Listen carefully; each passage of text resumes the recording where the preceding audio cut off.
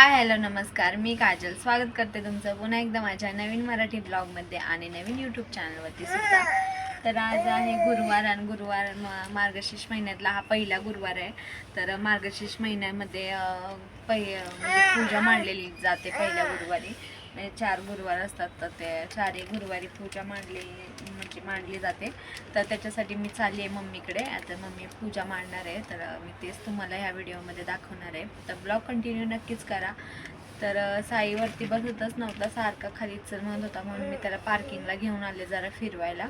तर इथे रिक्षा होती म्हणून मग मी त्याला घेऊन इथे रिक्षामध्ये बसलेली आहे, तुम्ही बघू शकता.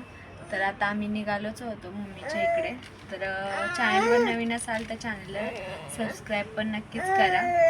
ओ बाळा, काय आजीच्या इकडे चाललं ना आपण? काय दाखवतो? हा मशीनचा जो बेल्ट आहे, माझी मशीन घर शिफ्ट करताना बेल्ट तुटला होता मशीनचा, तर जो चाकाला लावतो तो. तर हा घेऊन आले मी आत्ताच आणि ह्याला घेऊन इथे बसले जरा वेळ रिक्षात. तर आता मी घेऊन जाणार आहे त्याला मम्मीकडे. तर साई साई काय बाळा, पिशवी पडली आहे आपली. तिकडे खाली पिशवी पडलेली आहे, काय बाळा काय.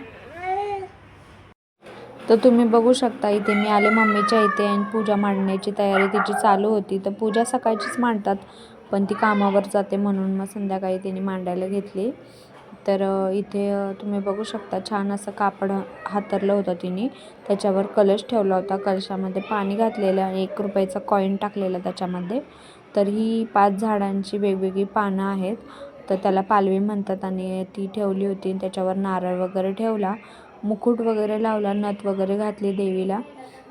तर इथे फळं वगैरे ठेवली, फुलं वगैरे ठेवली. तर फळं फुलं ठेवल्यानंतर आमच्या लक्षात आलं की देवी म्हणजे त्या कापडावरती गव्हाची किंवा तांदळाची रास घालतात, तर ती घालायची आम्ही विसरून गेलो. तर त्याच्यानंतर मग रास वगैरे घातली.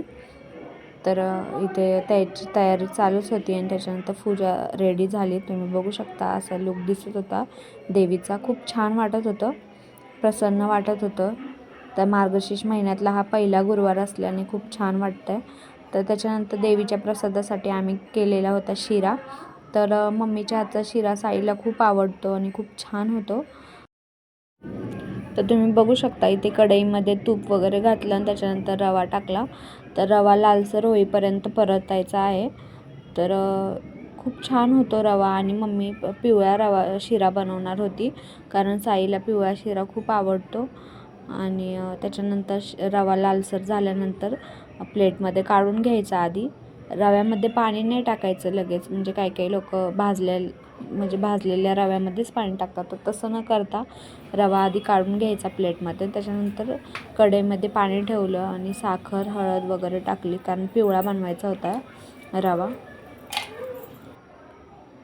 तर इथे तुम्ही बघू शकता पाण्याला चांगली उकळी आल्यानंतर इथे रवा टाकायचा आहे.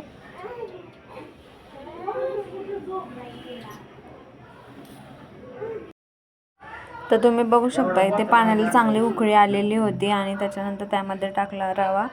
तर इथे रवा टाकल्यानंतर चांगलं हलवून घेतलं, जेणेकरून त्यामध्ये गिटळ्या वगैरे व्हायला नको. तर इथे तुम्ही बघू शकता 10च मिनटात शिरा रेडी होतो आणि खूप छान लागतो, खूप छान सुगंध सुटलेला होता. तर इथे रेडी झालेला होता शिरा. त्यानंतर मग देवीला प्रसाद दाखवण्यासाठी घेतला. तर इथे प्रसाद वगैरे दाखवला, खूप छान वाटत होतं. चला तर हा ब्लॉग मी इथे संपवते. तुम्हाला हा माझा ब्लॉग कसा वाटला कमेंट करून नक्कीच सांगा.